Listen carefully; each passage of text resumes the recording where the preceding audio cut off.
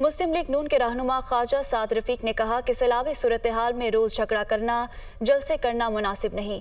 ये वक्त सियासत का नहीं, आगे बढ़कर मुतासरीन की मदद का है। एक पार्टी का हेड मुसलसल मुल्क की सलामती पर हमले कर रहा है। शौकत तरीन ने IMF कर्ज प्रोग्राम रुकवाने की शर्मनाक हरकत की।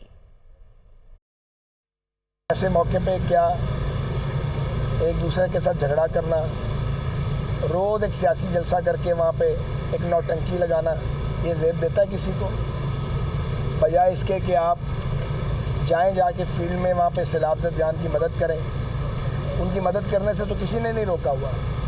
तो एक पार्टी ऐसी है जो, और उसके लीडर जो महात्मा समझते हैं अपने आप को, वो मुसलसल हुकूमत पर हमले कर रहे हैं ताकि हुकूमत जो है वो काम ना कर पाए।